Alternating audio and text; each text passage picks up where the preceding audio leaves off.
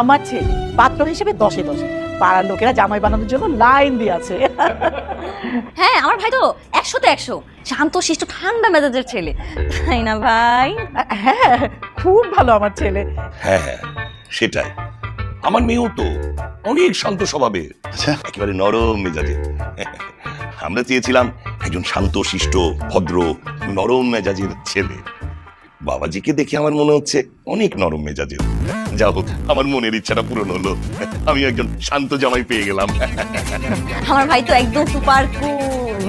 মাশাল্লাহ মাশাল্লাহ। তো ভাই সাহেব, এই আমাদের যে হবু বৌমা, যাকে আমরা বৌমা বানাবো, আপনার মেয়ে কোথায়? তাকে দেখি, ডাকুন। হ্যাঁ, নিশ্চয়ই নিশ্চয়ই। কই তোমাদের হলো? নিয়ে আসো স্পিয়াকে।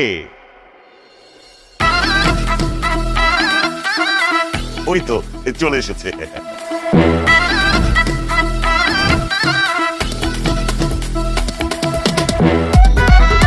আসসালামু আলাইকুম। আসসালামু আলাইকুম। ওয়ালাইকুম আসসালাম। ভালো আছে মা? জি আলহামদুলিল্লাহ ভালো।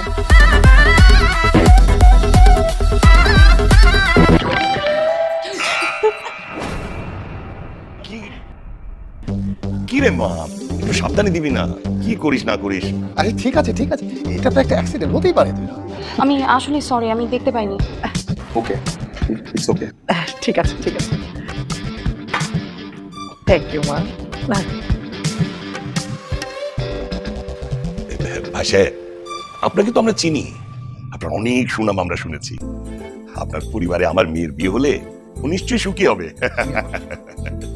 যাক, গেলেই বুঝবে কত ধানে কত চাল।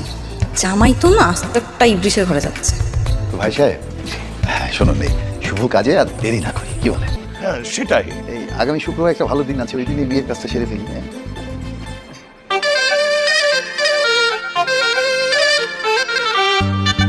শুক্রবারে সেরে ফেলি। আলহামদুলিল্লাহ।